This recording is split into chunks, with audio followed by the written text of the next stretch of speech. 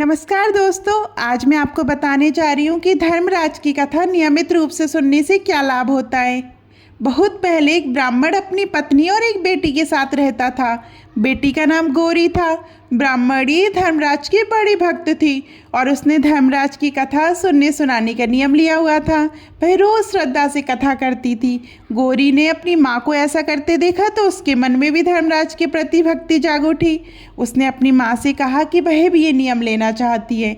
बेटी की श्रद्धा देखकर माँ को खुशी तो हुई, लेकिन उसने समझाया कि जब तुम बड़ी होकर ससुराल जाओगी तो हो सकता है तुम इस नियम को ठीक से निभा ना सको और तब तुम्हें दुख होगा। लेकिन गौरी अपनी बात पर अड़ी रही। अंत में माँ ने उसकी जिद मान ली और उसे भी कथा का नियम दिला दिया। समय बीतता गया, गौरी बड़ी हुई और उसके माता पिता ने उसका विवाह एक योग्य वर से कर दिया। विवाह के बाद वह ससुराल आ गई, जहाँ वह सास, जेठानी और देवरानी के साथ रहने लगी। शुरुआत में सब कुछ ठीक चलता रहा। गौरी घर के काम भी करती और नियम पूर्वक धर्मराज की कथा भी सुनती सुनाती रही। लेकिन एक दिन उसकी देवरानी और जेठानी से कहा सुनी हो गई।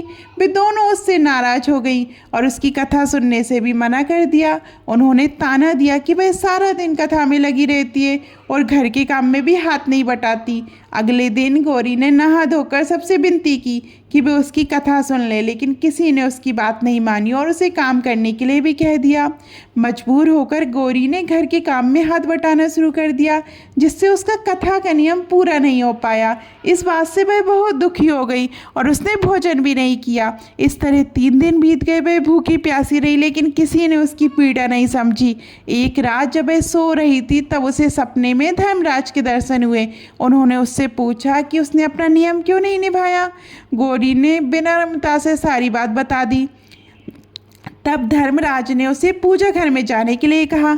गौरी ने जाकर पूजा घर का दरवाजा खोला तो अक्सर बंद ही रहता था, क्योंकि घर में किसी को पूजा पाठ में विशेष रुचि नहीं थी। जैसे ही उसने दरवाजा खोला वह आश्चर्यचकित रह गई। वहाँ पीपल देव, गंगा माँ, यमुना जी, तुलसी माता और अनेक देवी देवता विराजमान थे। गौरी की खुशी का ठिकाना नहीं रहा। उसने श्रद्धा से सभी की पूजा की और फिर धर्मराज की कथा सुनाई। कथा पूरी करने के बाद वह प्रसन्न मन से अपने कमरे में आई और भोजन करने बैठ गई। तभी उसकी जेठानी रसोई में आई और उसे खाते हुए देखकर व्यंग से बोली कि तुम्हारा नियम क्या हुआ? क्या भूख नहीं रुकी जो बिना कथा किए ही खाने बैठ गई? गौरी ने सरलता से उत्तर दिया कि उसने अपना नियम पूरा कर लिया है और उसके बाद ही भोजन कर रही है। ये सुनकर सबको आश्चर्य हुआ और उन्होंने पूछा कि जब किसी ने कथा नहीं सुनी तो उसने नियम कैसे पूरा किया।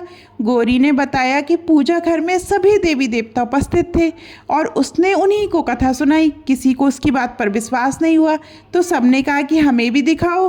गौरी सबको पूजा घर में ले गई, लेकिन जब दरवाजा खोला तो वहाँ कोई नहीं था। तब गौरी ने हाथ जोड़कर आंखें बंद की और धर्मराज से प्रार्थना की कि यदि उसकी श्रद्धा सच्ची है तो सभी को दर्शन दे। उसकी सच्ची भक्ति से प्रसन्न होकर सभी देवी देवता पुनः प्रकट हो गए। ये देखकर देवरानी और जेठानी आश्चर्यचकित रह गई। उन्होंने हाथ जोड़कर गौरी से क्षमा मांगी। अब उस सबको धर्मराज की महिमा का अनुभव हो चुका था। इसके बाद पूरे परिवार ने मिलकर श्रद्धा से धर्मराज की कथा सुननी शुरू कर दी। धीरे धीरे उनके घर में सुख, शांति और समृद्धि आ गई। सभी प्रेम से रहने लगे और जीवन सुखपूर्वक व्यतीत करने लगे। अंत में मृत्यु के पश्चात सभी को स्वर्ग की प्राप्ति हुई। दोस्तों, आपको ये कहानी कैसी लगी? अगर अच्छी लगी हो तो इसे लाइक और शेयर जरूर करें। धन्यवाद।